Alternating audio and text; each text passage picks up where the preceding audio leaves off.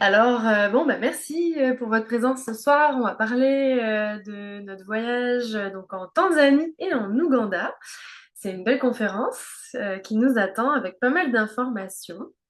Avant de vraiment débuter à vous parler de voyage, je vais commencer peut-être rapidement par présenter aussi, me présenter et présenter Caravanier. Mais d'abord, Caravanier. Euh, il y en a peut-être qui connaissent déjà ou qui ont déjà voyagé avec Caravani. Dans le fond, on est une agence basée à Montréal. On a été fondé en 98 et on est un petit camp de base d'à peu près 7-8 spécialistes au bureau qui guidons également pour la plupart là, nos destinations. Ce qui fait qu'on est vraiment complet dans notre approche, autant dans la création de nos itinéraires dans l'accompagnement de nos voyageurs, que évidemment sur le terrain. Ça nous permet d'avoir une grande expertise de nos destinations. De mon côté, moi, ça fait 8 ans que je travaille pour Caravanier, puis je suis responsable de nos destinations en Afrique et en Himalaya. Et j'ai la chance aussi de pouvoir guider ces voyages-là quelques fois dans l'année, dont le Kilimandjaro, que j'affectionne beaucoup, beaucoup. Et voilà, et encore une fois, Caravanier, outre le fait de vouloir faire des beaux voyages, de proposer vraiment des beaux itinéraires qui sortent aussi de l'ordinaire, c'est surtout aussi le soin qu'on apporte autant à nos itinéraires et à essayer d'avoir le plus d'impact positif que aussi pour nos équipes locales. En tout cas, on essaie vraiment de prendre soin de nos équipes, des gens avec qui on travaille. Ça fait vraiment partie de nos valeurs qu'on perpétue et en tout cas, on reste jamais sur des acquis là. On essaye toujours justement de se remettre en question pour avancer, pour faire en sorte d'être toujours vraiment d'actualité aussi dans les conditions et la réalité sur le terrain. Donc, c'est toujours porté à évoluer nos itinéraires, puis en tout cas, on en est toujours très très fiers. Euh, justement, le Kilimandjaro, là, hop, j'enchaîne avec notre équipe. Là, si je vous présente un peu plus notre équipe, ça fait partie justement des destinations. Ça fait vraiment longtemps qu'on propose notre voyage en Tanzanie.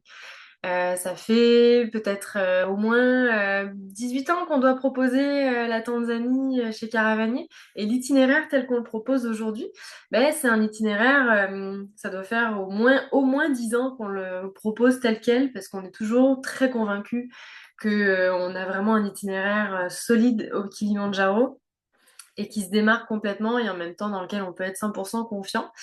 L'équipe avec qui on travaille, là, c'est vraiment une photo qui permet juste de démontrer la grande équipe qu'on a.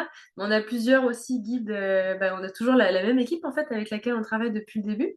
Mais ce qui est le fun, c'est que depuis quelques années maintenant, on est en voie d'obtention d'une certification de la CAPAP. En fait, la CAPAP, c'est l'acronyme pour Kilimandjaro Porteur. C'est l'association des porteurs du Kilimandjaro, disons.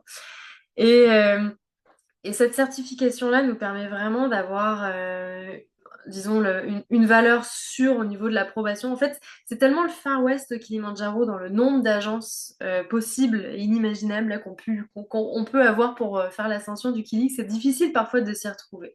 Puis il y a tous les prix qui existent aussi. Et donc aussi, forcément, les conditions de travail sont vraiment pas égales sur la montagne. Cette association-là, elle permet vraiment de certifier des bonnes conditions, que les porteurs, les guides, bref, l'équipe locale ait un salaire vraiment juste et cohérent avec leur travail et en fonction aussi de la norme dans le pays.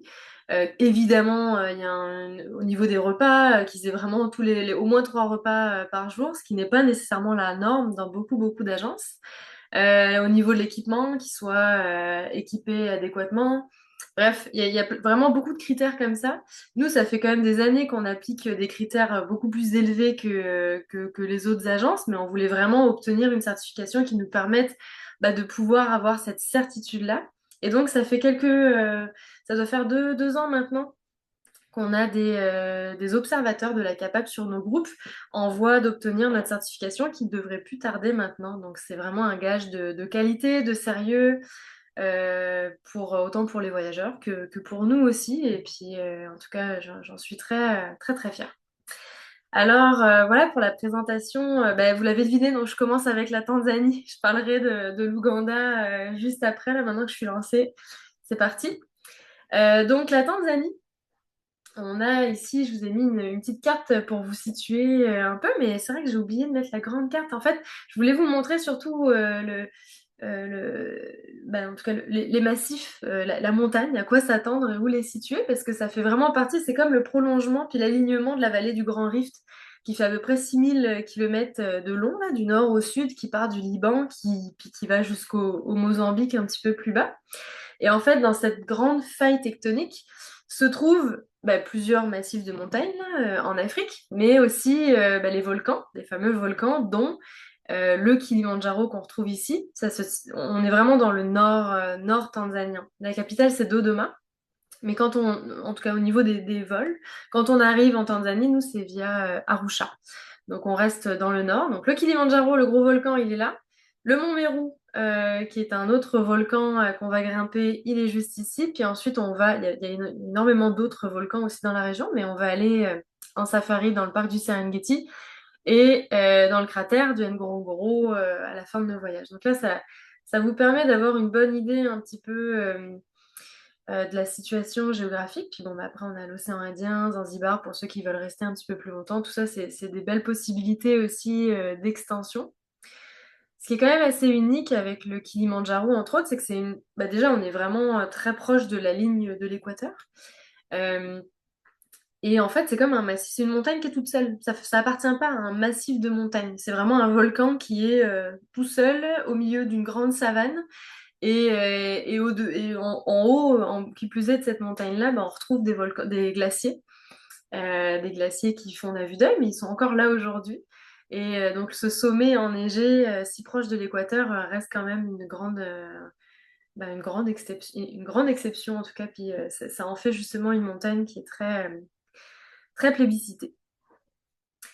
Alors notre itinéraire, disons qu'il se compose de 3 grands chapitres. Moi, j'aime bien parler en chapitres dans le voyage parce que je trouve que c'est vraiment 3 grandes parties indépendantes les unes des autres, mais en même temps super complémentaires. Puis c'est ce qui fait vraiment que la façon dont on a pensé l'itinéraire, ça nous permet d'avoir quelque chose de très complet. Si vous voulez vivre l'expérience du Kilimandjaro de la façon la plus optimale possible, parce qu'il n'y a pas que le Kili en Tanzanie. La plupart des agences proposent le Kili en quelques jours. Souvent, c'est des allers-retours. On arrive à Mochi, on va faire 7 jours sur la montagne et on repart. Nous, on a vraiment choisi de faire une approche très différente, mais selon moi, qui est, en tout cas, je suis assez sûre de moi pour dire que je trouve que c'est la meilleure façon d'approcher le Kili, c'est qu'on intègre le mont Meru avant. Le mont Meru, c'est le deuxième sommet de Tanzanie. C'est le cinquième d'Afrique. Il culmine à 4 560 mètres et quelques de haut. Et en fait, il fait partie du petit parc national d'Arusha, qui est un petit peu plus à 1 heure et demie au nord d'Arusha. Et on se concentre, nous, surtout dans cette portion du parc, parce que cette portion-là, c'est vraiment destiné au safari à la journée. Et nous, on va vraiment rester dans cette portion-là du parc, qui est très intéressante, parce que c'est là où se trouve justement ce cratère-là. En fait, c'est un volcan. La dernière éruption a eu lieu dans les années 1910 du mont Meru. Puis la grande éruption a créé comme un cône sphérique qu'on voit encore aujourd'hui quand on marche sur la crête et qui a complètement fait égueuler le cratère. Donc c'est spectaculaire. Je vais commencer avec un petit peu plus de photos quand même. Attendez, je vais juste vérifier. Tout est beau. Parfait, parce que je voyais qu'il y avait une question. Voilà. Donc, en fait, ce que j'aime beaucoup, donc le Mérou, il y a 2 raisons pour lesquelles on l'aime beaucoup, beaucoup. C'est que la première, c'est très beau. En 4 jours, ça nous permet de passer par plusieurs écosystèmes super différents, vraiment très, très variés. Je trouve qu'il y a une immense variété de paysages en l'espace de 4 jours. Et en même temps, on l'adore parce que ça nous permet d'avoir une acclimatation optimale avant de commencer le Kili. C'est une excellente mise en jambe, appelons-la comme ça. Même si la mise en jambe est costaud, il ne faut pas sous-estimer le mont Meru. Souvent, les voyageurs pensent que, oh, petite montagne d'approche avant le Kili. Mais moi, je dirais que la difficulté sur le mont Meru est parfois même un peu plus élevée que sur le Kili à un certain point, parce que ça arrive en début de voyage, qu'on est en train encore de s'acclimater. Mais donc les premières journées, quand on marche sur le Mérou, ça ressemble vraiment à ça. On est comme sur des grandes plaines parfois ouvertes, qui nous permettent d'avoir déjà une première approche, puis quelques rencontres avec soit des girafes, des colobes, c'est comme des gros singes, ça ressemble à des grosses moufettes. C'est des singes blancs et noirs à poils longs un peu là, donc c'est vraiment beau. On est dans des forêts justement pluviales comme ça, très denses. C'est vraiment très vert comme paysage là. C'est hyper des forêts humides en fait. Donc ça nous permet d'être dans ce genre d'écosystème-là les premières journées, parce que quand on commence à marcher, on est autour de 1500 mètres d'altitude. Il peut faire même très chaud, très chaud, ouais, quand même assez chaud ces journées-là. Et plus on va monter, plus on va complètement changer d'environnement. Là, les arbres se font de plus en plus petits, voire inexistants. Et quand on monte progressivement comme ça sur le Mérou, ben là on voit par exemple, ça c'est le sommet du Petit Mérou qui est à 3800 mètres. Puis du sommet du Petit Mérou, tadam, on a la vue qui nous attend pour notre défi pour atteindre le sommet du Mérou qui est ici, à 4566 mètres, et le chemin par lequel on va passer. Parce qu'en fait, on dort, je vais vous montrer ça juste après, mais on dort en refuge sur le Mérou. C'est vraiment des petits refuges, des petits baraquements un peu. On monte par un petit chemin, puis ensuite on a une crête franchement spectaculaire et magnifique qui nous amène jusqu'au sommet. Donc quand même, ça donne des bonnes, en tout cas une bonne mise en jambe, comme je disais, c'est des bonnes journées de marche, et c'est vraiment magnifique. On le voit là, on voit justement le cône ici, et en fait le cratère qui a comme une forme de fer à cheval aujourd'hui, parce qu'il y a toute une partie qui s'est complètement effondrée lors d'une éruption. Là, on voit, exemple, le classique, les refuges qu'on retrouve sur le mont Mérou. Donc, ça reste quand même assez confortable. C'est souvent sous type de petits dortoirs. Euh, le mont Mérou, c'est un peu le petit frère du Kili, mais complètement oublié. C'est tout le monde se concentre sur le Kili, ce qui fait que le Mérou, il est vraiment très peu fréquenté quand on compare au Kili. Il y a souvent quelques petits groupes dans les refuges, mais jamais assez pour que on soit tous les uns sur les autres. Ce qui fait qu'on peut être parfois, on peut avoir la chance d'être juste deux dans nos chambres. Parfois, on peut être trois dans les chambres à partager. Là, c'est quelques nuits sur le Mérou. Mais souvent, ben, on va avoir quand même un bel espace aussi. C'est chaleureux, là, c'est super sympathique quand on est dans les refuges. Là, ça nous permet de prendre nos repas au chaud. On a toute l'équipe avec nous. Je ne l'ai pas mentionné au début, mais ces voyages-là, que ce soit la Tanzanie ou le Kili, la Tanzanie ou l'Ouganda, on a le soutien d'une superbe équipe locale, évidemment, avec qui on travaille, mais vous avez aussi le soutien, l'accompagnement d'un guide caravanier qui part d'ici, francophone, en plus du soutien de toute l'équipe locale. Donc ça permet vraiment d'avoir vraiment une personne ressource en permanence sur place, que ce soit pour la gestion des bobos, de l'altitude, d'à peu près tout. Là, c'est un vrai chef d'orchestre sur place. Notre ascension sur le mont Mérou, c'est selon moi une des journées les plus spectaculaires, vraiment une des plus belles, c'est même peut-être même ma préférée, une de mes préférées du voyage, parce elle est vraiment très belle. Elle est difficile, comme je le disais, dans le sens où c'est une longue journée de marche. Tu sais, les journées sont quand même assez modérées, les journées en tout cas où on monte progressivement sur le Mérou. On parle peut-être de à peu près 6 heures, 5-6 heures de marche par jour, donc ça se fait quand même relativement bien. Mais la journée d'ascension, bah, c'est la première grosse journée du voyage. On parle d'à peu près 10 heures de marche, entre 9-10 heures de marche selon les rythmes du groupe, la météo, etc. Mais c'est quand même une bonne journée de marche. On a à peu près 1200 mètres de dénivelé positif pour atteindre le sommet. Et c'est un aller-retour. Donc on redescend la même journée pour redormir à notre refuge à 3500 mètres. Mais donc évidemment, elle arrive en début de séjour, je le disais tout à l'heure, mais c'est normal qu'elle soit souvent perçue comme un petit peu plus difficile que le reste du voyage parce que on est encore en train de s'acclimater. 4500 mètres, mine de rien, c'est haut. Le corps le ressent. Donc ça fait que c'est quand même une très bonne préparation au Kili. Mais en même temps, les vues en valent tous les efforts parce que là, on le voit, là, on est vraiment au-dessus des nuages. Là, on le voit vraiment très bien le cône sphérique. La crête, alors là, la photo, ça paraît toujours beaucoup plus spectaculaire que ça ne l'est vraiment. Donc, si vous avez quelques défis avec les hauteurs, il y a vraiment il y a vraiment pas d'enjeu là sur cette. En tout cas, c'est pas la crête le moment qui est le plus difficile parce que le sentier est quand même plus large, puis c'est vraiment pas abrupt sur les flancs. Donc pas d'inquiétude non plus. Et comme je disais aussi, il y a une grande équipe, il y a plusieurs guides qui encadrent la marche, la journée. Donc s'il y a un quelconque besoin de soutien, de support, les guides sont toujours là pour vraiment pour vous accompagner si besoin. On change, là je ne sais pas si vous avez remarqué un petit peu les changements d'écosystème. On était dans une forêt primaire, pluviale en tout début de parcours, puis là on a l'impression qu'on se retrouve sur Mars. C'est complètement lunaire comme environnement, puis tout ça quand même en l'espace d'assez peu de temps. Et c'est ce qui donne toute la richesse, je trouve, au Mont Mérou. C'est vraiment un gros coup de cœur. Donc pour aller jusqu'au sommet, là, je mettais quelques photos pour vous montrer un petit peu à quoi ça ressemble.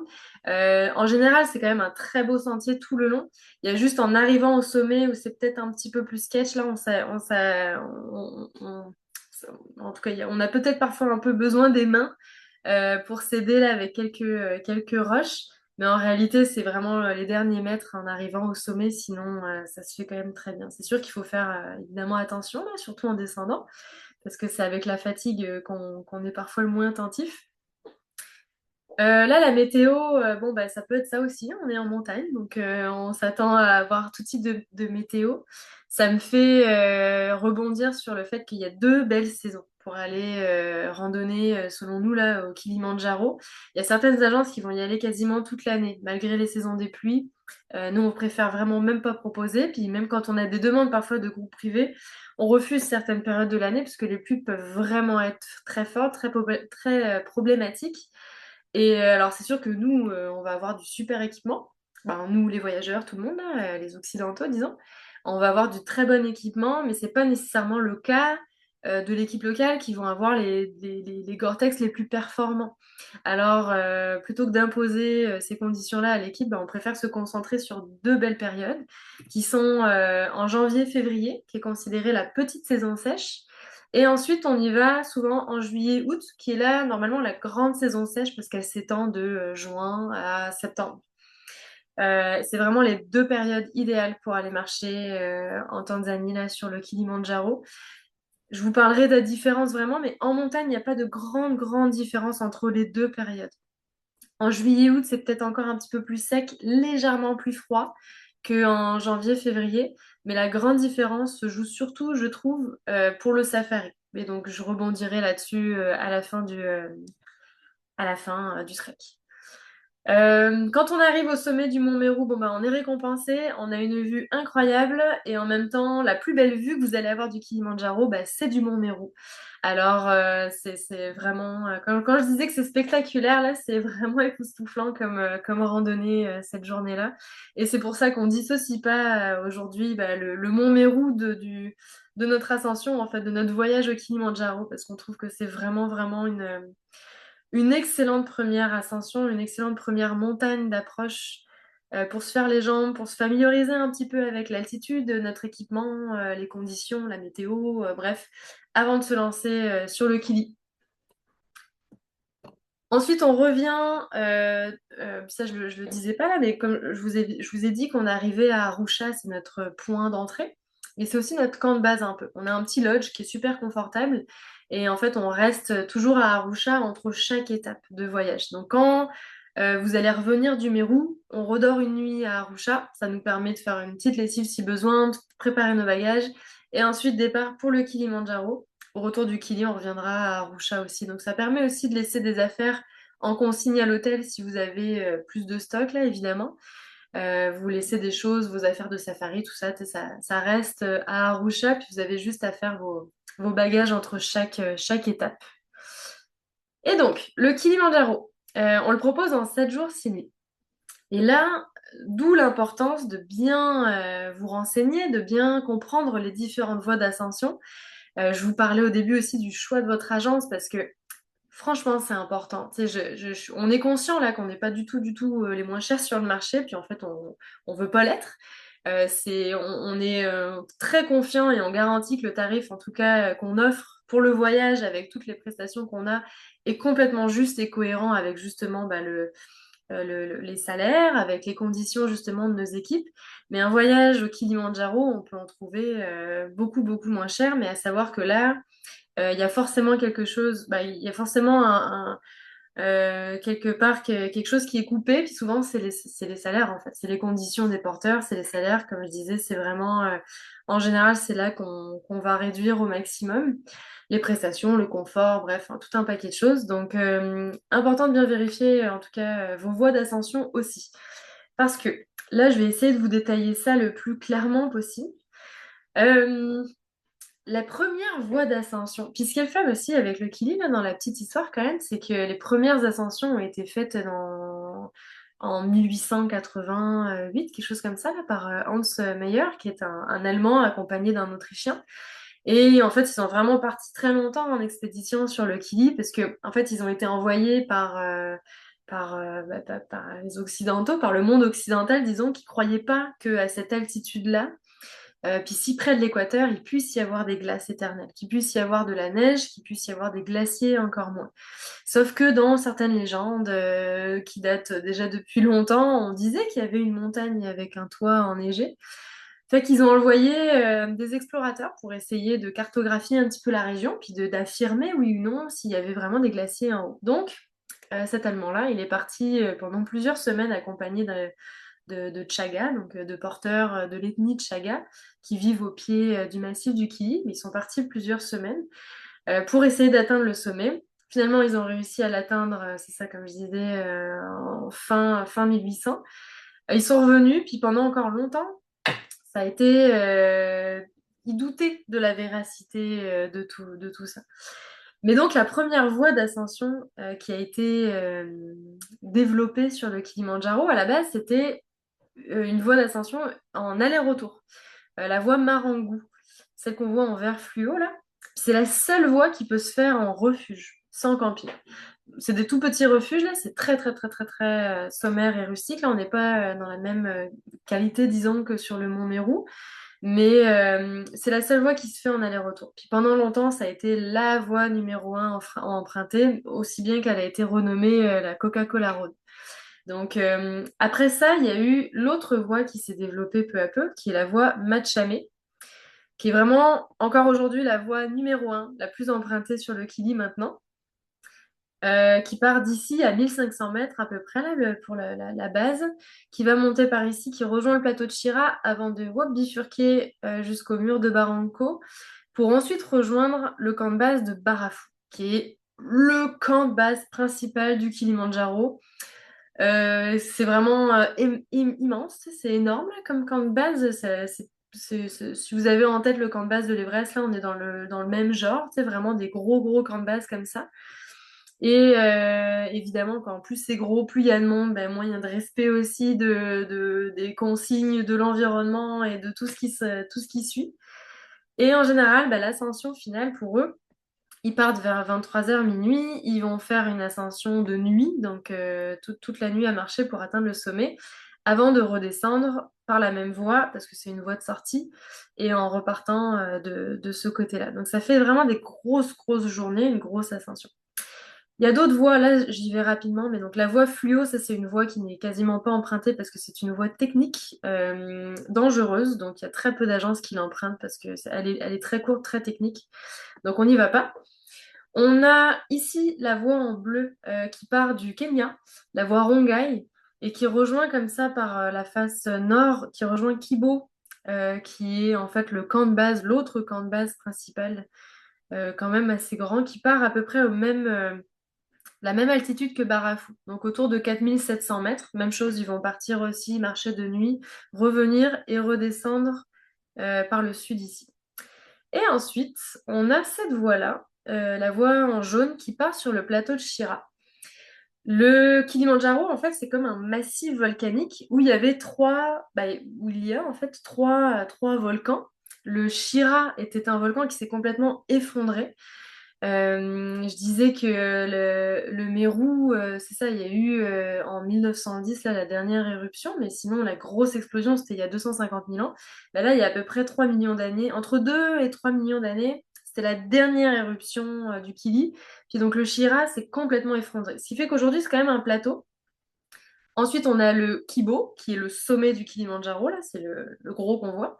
Et à côté, on a le Mawenzi, qui sont aussi des pics. C'est très technique. On ne fait pas l'ascension du Mawenzi, là, c'est vraiment très technique. Il y a peu d'agences aussi qui le proposent. Mais par contre, c'est superbe, c'est magnifique. On le voit très bien quand on fait le tour du Kili. Mais donc là, vous voyez les trois massifs. Fait que nous, on commence sur le plateau de Chira. On commence un peu plus haut avec cette voie-là qui commence, en fait, elle débute à 3500 mètres d'altitude. C'est une altitude qui est haute pour commencer pour la plupart des agences qui font juste le Kili. Pour nous, c'est idéal parce qu'en fait, on a dormi déjà 2 nuits à cette altitude-là quand on était sur le mont Méru, donc on est déjà parfaitement acclimaté à cette altitude-là. Donc on peut se permettre de commencer plus haut. On va emprunter cette voie-là. Et ensuite, la différence, c'est qu'on va emprunter la voie nord, la orange, que vous voyez ici, avant de monter par la face donc, nord du Kilimandjaro pour rejoindre le cratère et ensuite redescendre de ce côté-là. Donc on fait vraiment une boucle sur le Kili, ça nous permet de faire tout le tour du massif. Et en fait, à partir du moment où là, on bifurque pour la voie nord, il n'y a absolument plus personne qui va là. C'est incroyable. Il y a plus de 60 000 personnes par année qui font l'ascension du Kili. C'est énorme parce que vous allez voir que les équipes locales sont vraiment grandes aussi.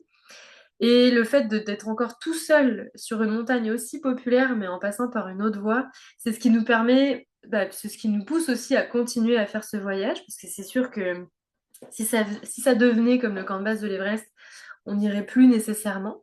Mais pour l'instant, on prend toujours autant de plaisir parce qu'effectivement, il y a toujours personne. Et la raison pour laquelle il y a personne, parce qu'il y a beaucoup plus de difficultés d'approvisionnement en eau quand on passe par cette montagne-là. Donc ça prend une logistique un peu plus complexe, plus rodée.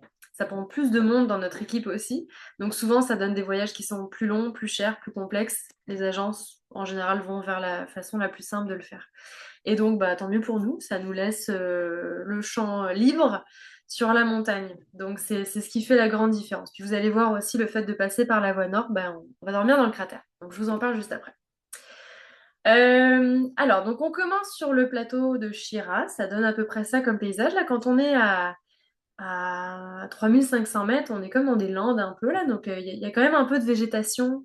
C'est quand même assez unique aussi mais ça varie assez rapidement. Où on va avoir quand même un environnement très vite très très minéral, très rocheux, très très lunaire là. On est vraiment dans de la roche volcanique et la poussière la plupart du temps, mais ça monte très progressivement. Pour vous donner ensuite une idée de la façon dont je structure ça, là, je vais y aller par pôle. Donc là, j'aime bien vous décrire un peu ça ressemble à quoi les campements, la vie sur les campements, la vie sur le Kilimandjaro. Et ben, ça ressemble un peu à ça. On fournit les tentes. Donc, on fournit les tentes, tout le nécessaire de camping et le matériel commun, évidemment. Dans le fond, vous avez à votre inscription une liste de matériel qui est aussi super détaillée, qui va vous permettre de savoir quoi prendre, là, que ce soit pour le sac de couchage, le matelas, vos affaires personnelles. Bref, on fait des rencontres pré-départ aussi avant, des rencontres avec votre guide. Vous êtes super accompagné là jusqu'au bout. Mais donc, quand on est sur place, on a des belles tentes comme ça. C'est souvent des tentes de 3 personnes, mais vous êtes deux par tente, ou tout seul si vous souhaitiez être solo. Quand il fait beau, on se permet de manger dehors avec une belle vue sur notre objectif aussi. Euh, on a toute une équipe, oui, oui, la nourriture, c'est là où je voulais en venir aussi. Donc sur les campements, on a tout au long de l'itinéraire, donc vous avez les guides, vous avez un cuisinier avec une équipe de cuisine qui nous suit du début à la fin, donc c'est toujours notre même équipe cuisine aussi avec nous, et évidemment toute l'équipe de porteurs.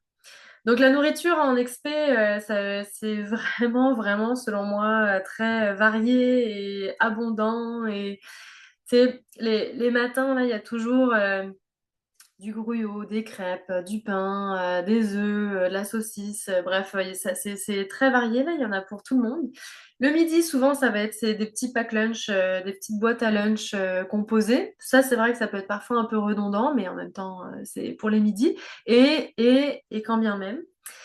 On a souvent parfois une alternance où on arrive à faire des lunchs chauds le midi parce que sur le chemin, soit parce que c'est une longue journée, donc l'équipe va s'arrêter pour nous préparer un bon repas chaud le midi, puis on repart. Donc ça alterne quand même pas mal. Puis le soir, on se gâte un peu plus. Ça peut être des patates, des frites, des légumes, des plats en sauce. Bref, on a toujours quand même une belle variété toujours des bonnes soupes aussi pour commencer, parce que ça vient ajouter à notre apport de liquide nécessaire dans notre journée, parce que évidemment vous allez boire beaucoup, beaucoup, beaucoup, beaucoup sur ce voyage.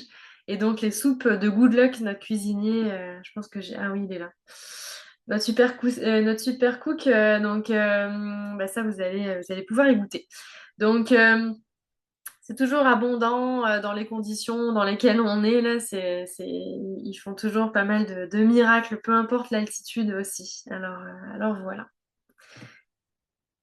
L'équipe, justement, j'insiste beaucoup sur l'équipe parce que le Kili, ça se vit vraiment, et puis ça peut paraître un peu kitsch là ou un peu bateau ce que je vais vous dire, mais c'est tellement vrai. C'est que souvent les gens viennent pour un objectif. L'objectif, c'est le sommet. On veut tous notre photo en haut avec la pancarte, puis la fierté d'être arrivé au sommet. Mais ce qu'on va retenir le plus de ce voyage, et ça je vous le garantis, mais ce que vous allez retenir le plus, ben, c'est le lien, c'est le chemin que vous allez avoir parcouru jusqu'au sommet. C'est le lien que vous allez avoir créé avec vos compagnons de voyage, vos guides et l'équipe locale. Parce que l'équipe est franchement extraordinaire. Ils ont une énergie qui est incroyable, communicative, à fond. Et ils nous embarquent dans une ambiance qui est, je trouve, unique. C'est rare qu'on retrouve ça, en tout cas quand on fait un voyage d'ascension. Au Kili, c'est quand même quelque chose d'assez fort. Là, je mettais des petites photos comme ça pour vous montrer, mais tu sais, pour vous donner une idée, là, quand nos groupes sont en général de 6 à 12 personnes maximum. Puis je veux dire, c'est un voyage qui roule, là, on a à peu près 4 groupes chaque année. Mais donc sur des voyages de 10 à 12 personnes, bah, c'est à peu près entre 40 et 50 personnes qui vont vous accompagner. Bah non, entre 50 et 60 personnes de l'équipe locale qui vont vous accompagner.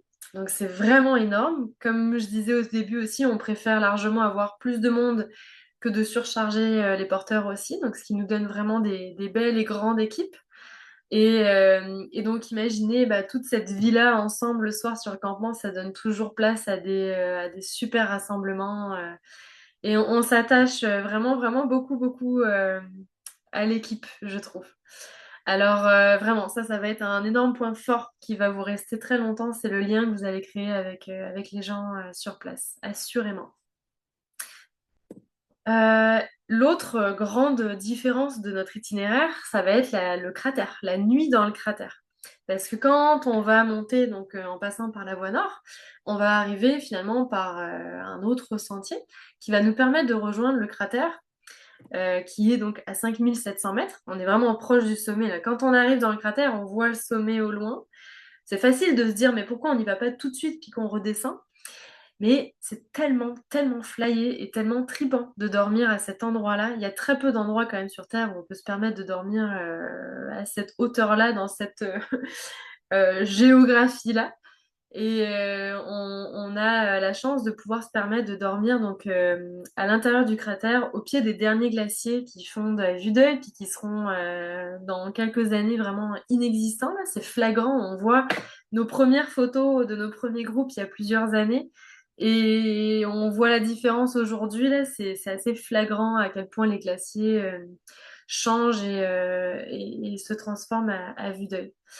On se permet de dormir si haut parce que justement, on a assez de journées en altitude quand même. On a le mont Mérou avant. L'itinéraire est vraiment monté pour qu'on puisse avoir une ascension sécuritaire, même si c'est un gros bond, c'est quand même une étape de dormir à 5 700 mètres. Mais vraiment, notre itinéraire fait qu'on pourrait se permettre. On dormirait jamais là si on faisait pas, par exemple, le mont Mérou avant, puis si on partait vraiment de la base du Kili pour faire un aller-retour. Ça serait pas possible. Et c'est la raison pour laquelle on est souvent tout seul dans le cratère. C'est rare qu'il y ait un autre groupe, peut-être un petit groupe, mais c'est très très rare qu'il y ait d'autres mondes avec nous. Donc c'est franchement une expérience assez mémorable que de dormir là-haut tout seul et c'est ce qui nous permet de finalement, là on voit notre ascension finale, en fait on passe par ce petit sentier-là qui nous permet d'arriver en fait par en arrière de la pancarte et tout ça en 1 heure et demie, 2 heures d'ascension. Donc plutôt que d'arriver complètement brûlé, puis surtout d'avoir marché en pleine nuit pendant 7 heures de temps à pas voir, en fait, à ne voir que ses pieds. Puis surtout, on arrive aussi après 7 heures de marche en pleine nuit, on arrive complètement brûlé au sommet et très fatigué. Nous, c'est sûr que 5 700 mètres, c'est pas peut-être pas notre meilleur dodo du voyage, ça c'est évident. Mais on a quand même une capacité physique qui va être bien meilleure de faire ce dernier petit push pour arriver en haut et nous permet donc de profiter un petit peu mieux aussi du sommet. Ceux qui sont en forme aussi, la journée où on arrive dans le cratère, on peut s'approcher des glaciers comme ça, là, c'est quand même super intéressant. Là, on voit justement le sentier qu'on emprunte pour faire l'ascension finale. C'est rare qu'on marche. Les mois de janvier, février, il peut y avoir quand même un petit peu de neige au sol. Rien de méchant. S'il y a besoin de crampons, on les fournit sur place. Mais sinon, il n'y a rien de technique. C'est aussi pour ça que cette montagne est si populaire. C'est parce qu'on n'est pas dans de l'alpinisme. Disons que c'est une randonnée en haute altitude, en très haute altitude, en haute montagne, mais avec pas d'enjeu technique. Donc c'est ce qui la rend aussi convoitée aussi. Et là, c'est quand on arrive tout en haut. Vous voyez, on est vraiment tout seul et en fait, on arrive de l'autre côté de la pancarte. Toutes les autres personnes qui arrivent du sentier classique arrivent de l'autre bord. Et nous, ça nous permet, en partant vers 4 heures du matin, on arrive au lever de soleil avant que le monde afflue au sommet. Et donc, on profite un petit peu mieux quand même du lever de soleil avant de redescendre tranquillement. Et voilà, en tout cas, c'est toujours un beau moment quand on arrive en haut. Ensuite vient la descente, c'est quand même un gros morceau. Là, je vous parlais du Mawenzi, c'est ça les Mawenzi. Je pense que je me rappelle pas si on les avait vus avant, mais les pics Mawenzi, on les voit bien là quand on fait le tour et en redescendant, on a une superbe vue sur le Mawenzi. On dégringole tous nos mètres, mais on retrouve aussi beaucoup d'oxygène, donc en général, ça va bien vite et puis on est très content de redescendre et on retrouve la végétation. En redescendant par notre voie de descente, on retrouve justement cette forêt qu'on avait aussi sur le mont Mérou. On peut croiser des colobes au passage. Bref, c'est quand même super sympa et ça nous fait complètement changer du tout au tout là d'environnement. Donc c'est ce qui conclut nos 7 journées. On retourne à Arusha, on fait la fiesta et on se repose quand même un peu avant de repartir pour le safari. Pour les vacances, les vraies vacances commencent là, pour ces 4 journées-là et c'est les 4 prochains jours. Je vous resitue ici, Arusha, donc on était là. Et là, on va repartir en direction du Serengeti, floup, tout là-bas. Le Serengeti veut dire les plaines infinies en Swahili. Donc c'est vraiment, on est dans des... En fait, c'est immense, ça fait à peu près 20 000 km² là, de distance. Mais c'est vraiment réputé pour la grande migration des gnous, des zèbres, des antilopes. C'est vraiment... Si vous avez une image du roi lion, là, c'est ça. C'est le Serengeti. Et ensuite, on termine dans le cratère du Ngorongoro, qui est absolument incroyable aussi. On est dans un ancien volcan qui s'est complètement effondré puis qui a laissé place à une caldeira et qui donne aussi lieu à de superbes safaris. Donc, on a vraiment les deux plus beaux parcs du nord tanzanien pour vraiment concentrer nos safaris. Donc là, j'ai mis quelques images d'abord pour commencer dans le Serengeti. On est dans des jeeps classiques de safari là, qui se surélèvent. Donc on peut être 6, chacun sa fenêtre. Ça nous laisse vraiment de l'espace puis une bonne visibilité. Alors souvent les journées vont être composées de game drive, donc de sorties le matin de bonne heure, souvent au lever de soleil ou peu après, pour voir vraiment, parce que c'est à ce moment-là que les animaux vont être le plus actifs. Et ensuite, on en refait une en fin de journée, souvent en milieu, fin d'après-midi. Et comme ça, ce qui nous laisse le plus de temps aussi, parce que le midi, il va faire trop chaud. Dans le Serengeti, on est à peu près à 1500 mètres d'altitude, donc il va faire vraiment chaud. Ça nous laisse le temps pour nous reposer, faire une bonne sieste. De toute façon, les animaux dorment tous à cette heure-là de la journée. Donc on est plutôt actif tôt le matin et en fin de journée. Et puis en milieu de journée, on est plus relax au campement. Dans la même continuité que notre voyage, on a privilégié le camping sauvage, plutôt que de dormir dans des lodges. parce que, encore une fois, les lodges, ça dénature beaucoup. On est quand même dans un gros filet de protection, que ça soit des lodges en dur. Alors que nous, on voulait vraiment vivre l'expérience jusqu'au bout et l'expérience ultime qui est de dormir en camping, en plein milieu de la savane. Donc il y a pas de barrière, on est vraiment au cœur de l'action. Et selon moi, c'est ce qui fait que cette expérience-là de safari est vraiment extraordinaire parce on entend tout ce qui se passe autour. On est dans le territoire des lions, des hyènes. Je vous rassure, il y a pas de danger. On a évidemment toutes les consignes de sécurité, tout ce qu'il faut là pour bien vous encadrer là-dedans. Mais ça nous laisse vraiment une superbe expérience là, de nuit, au cœur vraiment de cette savane-là où on est tout seul, on est juste nous, notre groupe, nos tentes, et on part de là pour faire nos sorties en Jeep. Donc, superbe expérience. Quand je vous disais en début de conférence qu'il y avait vraiment, au niveau de la période, là, janvier, février et juillet, août, ces deux périodes-là viennent vraiment changer, surtout en safari, c'est parce que, en fait, en janvier, février, c'est la petite saison sèche, donc les paysages vont être beaucoup plus verdoyants, comme ça. Alors que l'été, ça va ressembler beaucoup plus à ça. C'est vraiment les paysages jaunis, très secs, alors que l'hiver, ça va être dans des paysages vraiment plus verdoyants, des herbes hautes. Mais la grande différence surtout, c'est parce qu'en janvier-février, c'est le début de la grande migration.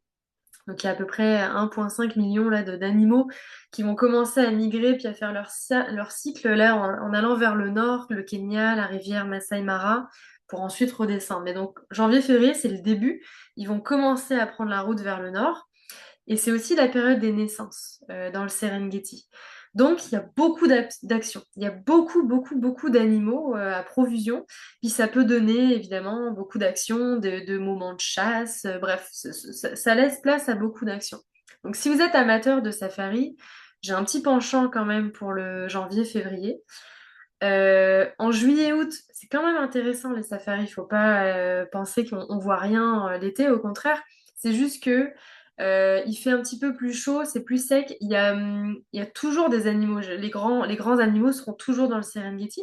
C'est juste qu'il y en a moins par milliers. Tu sais, en janvier, février, bah, c'est vraiment beaucoup d'animaux. Alors qu'en juillet-août, c'est peut-être un petit peu moins. C'est plus éparpillé. Souvent, on va les trouver près des plans d'eau. Et ça reste très, je veux dire, on arrive à les voir quand même. On doit un petit peu plus les chercher peut-être l'été, mais on arrive à les voir. Alors qu'en janvier, février, franchement, ils sont partout. Ça, c'est une photo du cratère du Ngorongoro. Donc, comme je disais, cratère, fut un temps, il y a quelques millions d'années, bah, il était peut-être même plus haut que le Kilimandjaro. Sauf qu'il a eu une méga explosion, ce qui fait que tout s'est effondré. Ça a laissé place à cette caldeira qui fait à peu près 20 km de diamètre. Et c'est comme une énorme cuvette, un petit arche de Noé, un paradis terrestre où il y a absolument quasiment tous les animaux de la savane qui s'y retrouvent. Donc si jamais il y a des animaux qu'on n'aurait pas vus quand on était dans le Serengeti, très probable qu'on les voit dans le Ngorongoro. Je trouve qu'on voit encore plus même de beaux oiseaux. C'est vraiment magnifique, c'est hyper diversifié dans le Ngorongoro. Donc vraiment magnifique. On dort toujours une nuit en camping aux abords du parc, parce qu'on peut pas dormir à l'intérieur, là, c'est protégé, donc on dort aux abords du parc. Puis, ce qui nous permet d'être vraiment proche de commencer à rentrer dans l'Ngoro à l'ouverture des portes, là, dès, je pense que c'est 6 heures du matin, 6-7 heures du matin. Donc, dès l'ouverture, on est dans le parc, ça nous permet d'arriver puis d'être tout seul quasiment, là, pour débuter nos safaris.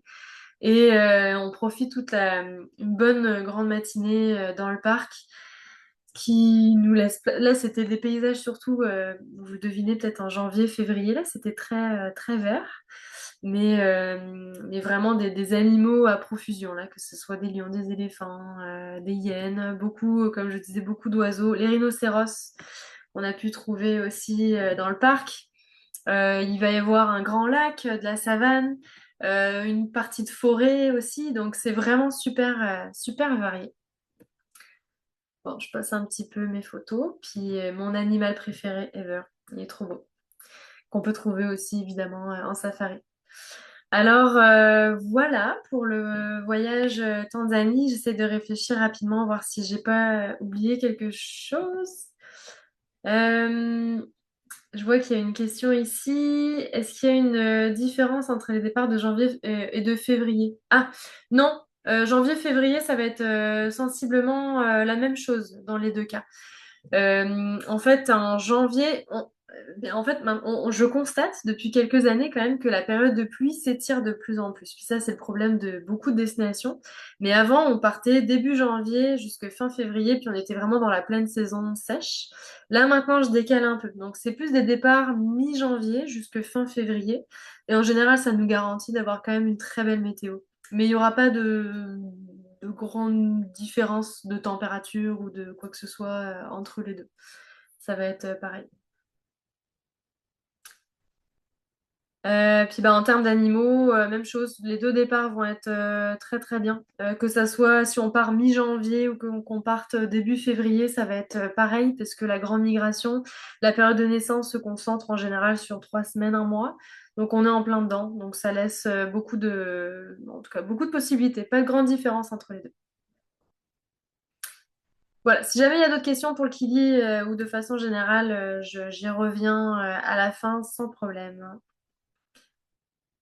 L'Ouganda maintenant. Je regarde un petit peu où j'en suis. Parfait. Ouganda. Donc là, on est. Ah, puis je fais juste conclure quand même encore pour la Tanzanie. Bah, puis bref, je m'éparpille en même temps que je parle. Je pense en même temps que je parle. Mais n'hésitez pas si vous avez un. Tu sais, souvent le Kili, c'est le projet d'une vie. C'est souvent, ça arrive souvent à un tournant ou un défi. Bref, il y a plein de profils différents de personnes qui veulent faire le Kili. C'est pas nécessaire d'avoir une première expérience en haute altitude pour pouvoir faire le Kili. C'est bien quand on en a une. Si vous avez déjà voyagé en altitude puis que vous avez déjà eu ce feeling-là, tant mieux. Si vous avez déjà fait des treks aussi auparavant, bah, tant mieux. On aime ça. De toute façon, quand vous vous inscrivez, vous n'avez pas le choix, il faut nous parler. Souvent, c'est avec moi. Moi, ça me permet vraiment d'évaluer aussi bah, votre niveau, qu'est-ce que vous faites, qu'est-ce que vous avez déjà fait dans le passé. Bref, puis si vous avez le moindre doute, vraiment, appelez-nous ou passez nous voir au bureau. Moi, j'ai toujours les cartes avec moi au bureau, puis ça me permet bien, bien vous détailler et de revoir ensemble le niveau du voyage parce que bah, c'est super important là. Comme je disais, ça peut être accessible même aux personnes qui débutent, qui sont des bons marcheurs, des bons randonneurs quand même avant tout, mais qui n'ont pas nécessairement d'équivalent ou qui n'ont pas nécessairement fait de voyage de trek auparavant en altitude. Ça peut tout à fait être un voyage de première fois, mais en suivant les recommandations puis les conseils parce qu'il y a quand même des choses à mettre en pratique, puis quand même un bon entraînement. Ça s'adresse à des bons randonneurs, évidemment, mais c'est un projet qui peut être accessible plus que ce qu'on imagine. Donc si vous avez un doute, on s'appelle. L'Ouganda, notre autre voyage en Afrique de l'Est. Celui-là, je dirais que c'est un voyage, en tout cas dans notre catégorie aventure, c'est peut-être l'un des plus aventureux qu'on offre chez Caravanier. Vraiment. Il part pas souvent ce voyage-là parce que c'est quand même un voyage assez exigeant, long, qui se fait en général qu'à une seule période dans l'année. La période idéale pour aller en Ouganda, ça va être en janvier, janvier-février. On n'y va pas à d'autres périodes de l'année parce que c'est aussi la période idéale pour aller faire l'observation des grands primates, des chimpanzés, puis surtout des gorilles aussi. Donc tout se joue dans cette courte période-là.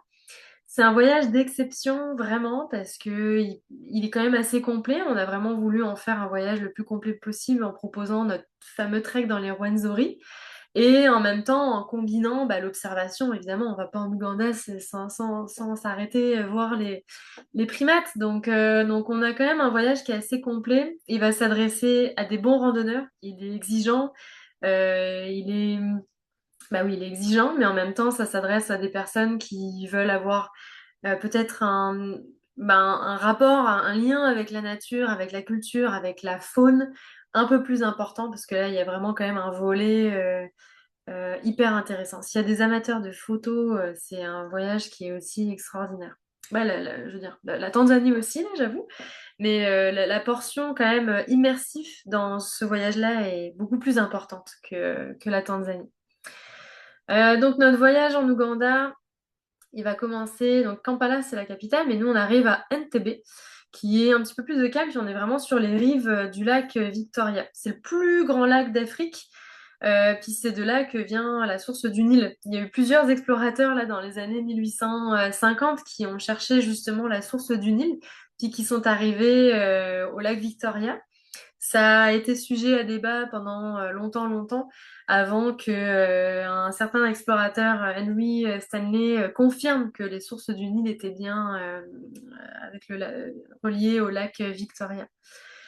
Et un peu comme le Kilimandjaro, parce que là on est vraiment traversé par la ligne de l'équateur, mais un peu comme pour le Kili, il y a toujours eu des légendes qui disaient qu'il y avait des montagnes enneigées avec des glaciers en Ouganda, mais sans jamais réussir à affirmer ça. Et plusieurs explorateurs, mais dont encore le fameux Stanley, ont réussi l'exploration de ce massif-là et de certifier qu'il y avait vraiment des glaces dans les Rwenzori, dans un pays qui est complètement traversé par la ligne de l'équateur, donc à ces latitudes-là, ce qui en fait un massif qui a été longtemps très isolé, très difficile d'accès.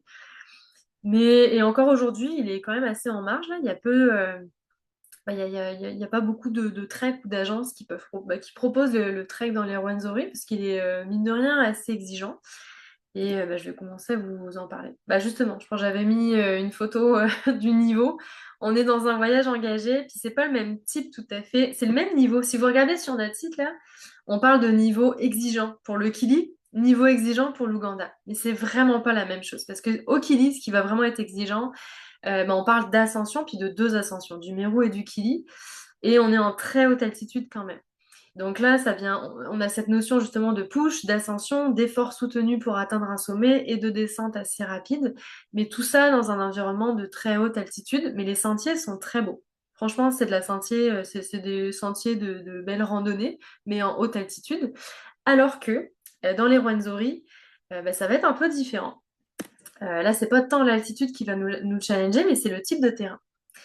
Mais quand on va arriver, puis on va rester donc à NTB, à l'aller et au retour, ça va être un petit peu notre point d'entrée et de sortie. Mais on va rester sur les rives du lac Victoria. Il y a quand même de superbes choses et balades à faire, que ce soit d'aller dans les marchés, de faire une petite balade en bateau sur le lac, de découvrir un petit peu les villages.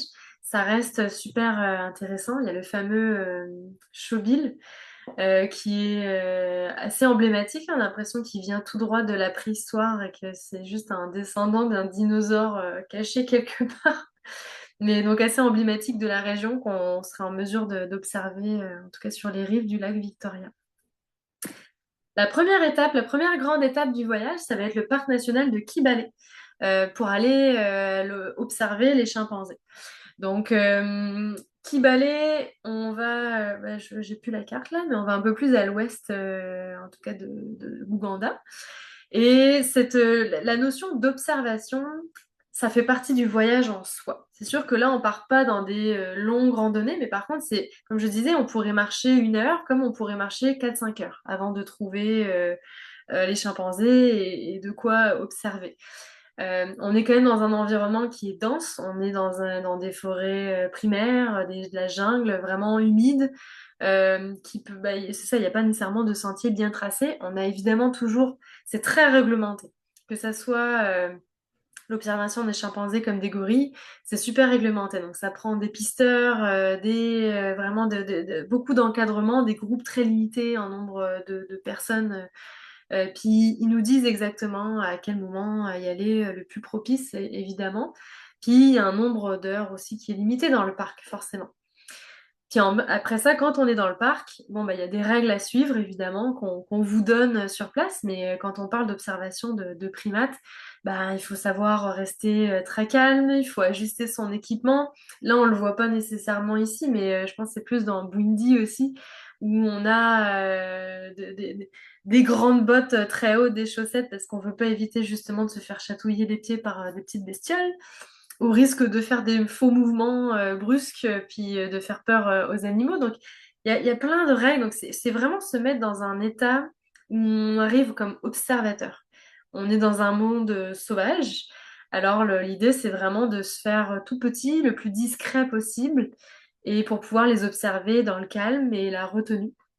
Donc, ce que je disais, c'est ça, ça peut être parfois éprouvant là, de juste de marcher quelques heures sans forcément rien voir avant de chercher, mais bon, c'est sûr qu'on a la récompense quand on les trouve. Les chimpanzés peuvent être beaucoup plus actifs que les gorilles. En général, ils font toujours plein de trucs là, ils sont super actifs, versus les gorilles où ils sont beaucoup plus relax. Quand on les observe, les chimpanzés peuvent être amenés même à venir vers nous ou à nous chercher un petit peu. Évidemment, toujours les guides pisteurs sont là pour superviser et coordonner tout ça. Donc c'est notre première étape. Et là, à chaque fois dans les dodos, on va dormir dans des petits lodges quand même assez confortables, parfois un petit peu plus rustiques quand on arrive proche de parcs. Mais sinon, souvent, ça va être des petits hébergements qui sont parfois très très confort, comme des petits éco-lodges. Et parfois, ça va être des petits gîtes avec un peu plus sommaire. Mais ça va dépendre un peu des hébergements. Là, on arrive dans le massif des Rwenzori. Et là, je m'excuse, je me rends compte que ma carte n'est pas de super bonne qualité. On a donc le Mont Stanley. En fait, nous, on va arriver par ici, puis on va vraiment faire comme un allée. En fait, on voit pas tout exactement, mais on a comme une boucle en haut, ce qui nous permet de pas revenir exactement sur nos pas et ensuite de redescendre par ce chemin-là. On a 9 jours de trek dans les Rwenzori, donc ce massif complètement isolé, longtemps oublié. Quand je disais qu'on est dans un environnement quand même assez hostile, c'est parce que c'est le terrain qui fait que c'est pas facile de marcher dans ces conditions-là. On passe par plein d'écosystèmes aussi, parce que le pic Margherita culmine à 5100 mètres à peu près. Sauf que ce pic-là, on n'en fait plus l'ascension depuis quelques temps. C'est devenu vraiment technique. En fait, il y avait on parle d'une ascension technique d'alpinisme sur glacier, donc avec encordement, piolet, etc. Malheureusement, les glaciers ont pas mal bougé dans les dernières années, ce qui rend l'ascension un peu plus difficile. Donc, on a préféré offrir le trek sans faire l'ascension du pic Margherita, mais à la place de proposer le Wiseman Peak qui est pas très loin, qui culmine à 4600 mètres et ce qui nous permet quand même d'avoir une superbe vue sur les glaciers. À 4600 mètres, on est quand même dans un environnement alpin et c'est franchement spectaculaire tout autant et moins dangereux, ça c'est sûr. Donc, pour le voyage en Ouganda, on va vraiment passer dans une végétation hyper luxuriante. Tout est complètement exagéré. La flore est vraiment très exubérante, disons-le comme ça. On le voit là, le terrain, c'est ça qui est parfois difficile. La plupart du temps, il y a un sentier. Bon, il n'est pas toujours super accessible. On peut passer par des marécages, des terrains boueux. Ça peut être vraiment très humide, il suffit qu'il y ait eu un petit peu de pluie parce qu'on est quand même dans une forêt humide là, donc c'est tout le temps en fait, tout le temps humide, il suffit qu'il pleuve là, oublie ça, on est vraiment les deux pieds dans la boîte. C'est le seul trek qu'on propose chez Caravanier où on marche en bottes de pluie, donc c'est pour dire les conditions dans lesquelles on est. Alors c'est vraiment super important là. On vous conseille encore une fois là sur le type d'équipement à avoir, dont les bottes de pluie les plus performantes là pour marcher dans ces conditions-là. Mais ça vous donne une bonne idée là du type de terrain qu'on peut avoir. Donc de la roche, de la boue, parfois des branches, pas des branches, mais des racines qui peuvent être un peu glissantes. Ça fait partie du terrain, donc une progression qui est quand même assez ardue et parfois un petit peu plus lente.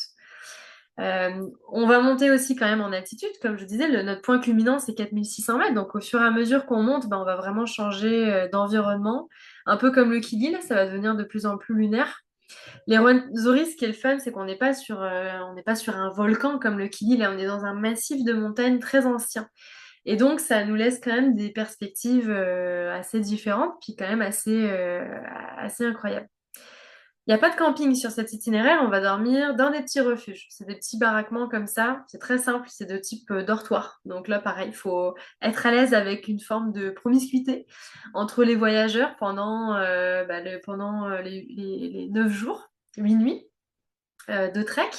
Mais les lodges sont somme toute quand même assez corrects, assez rustiques, mais ça reste assez confortable.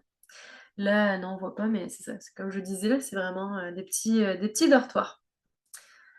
Euh, Le Weissman Peak, ouais, c'est ça, à 4 600 mètres, là, quand on est un petit peu plus haut en altitude. Donc, bah, je progresse un peu, là, je pense à terminer pas mal mon trek. On redescend après nos 9 jours et on va avoir une petite pause dans l'itinéraire parce qu'on va aller du côté du parc national de Queen Elizabeth, qui va aussi amener une autre diversité dans les paysages qu'on n'aura pas du tout encore vu en Ouganda. Mais là, on va rester 2 jours dans le parc de Queen Elizabeth il est super réputé en fait pour l'observation entre autres d'éléphants, d'hippopotames. On est dans un petit camp comme ça là qui est quand même super confortable. On change de gamme dans les hébergements. Et en même temps, on est vraiment en contact proche avec la savane, avec les animaux. Donc, c'est quand même très, très chouette aussi comme petite pause avant de rejoindre tranquillement la forêt de Bundi. Là, on retrouve les jeeps qu'on avait, exemple comme en Tanzanie. Là, c'est vraiment le jeep classique pour faire quelques safaris dans le parc de Queen Elizabeth. On progresse et là, on va rejoindre la forêt impénétrable de Bwindi. Comme quoi le nom peut laisser beaucoup d'espace à l'imagination.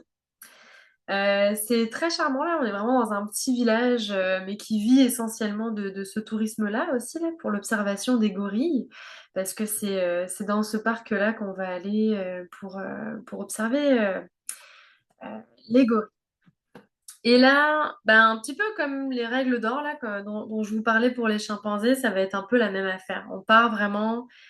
On peut partir longtemps là quand on part en forêt avec tout notre équipement, mais sans trop savoir quand est-ce qu'on va tomber sur une famille. Tout est très codifié. Là, c'est le calme absolu.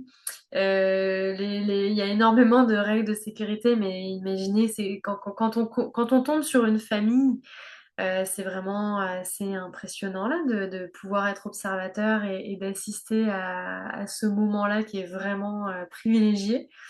Donc ça fait vraiment partie de l'immersion bah, qu'on offre dans le voyage. Ah bah là, il y avait un petit bébé. Et ensuite, on reprend la route tranquillement pour aller rejoindre NTB parce que ça va être notre porte de sortie. Pareil, on termine sur le lac Victoria et on termine ici. Et là, je pense que j'avais terminé. Je regarde. Ouais. Donc voilà, donc l'Ouganda, si je résume, ça peut être, en tout cas, idéalement, ça s'adresse quand même à des bons voyageurs, en tout cas des bons randonneurs, qui sont prêts à sortir un peu de leur zone de confort, parce que mine de rien, le trek est engageant. Mais en même temps, bien préparé, c'est quand même un voyage d'exception. En tout cas, c'est l'aventure propre telle qu'on se l'imagine. Si vous cherchez un vrai voyage, en tout cas avec une grande aventure, c'est sûr que l'Ouganda en fait partie. On a un prochain départ en janvier prochain qui est sur le point de se confirmer. Chose assez exceptionnelle parce qu'il n'est pas parti depuis quelques années.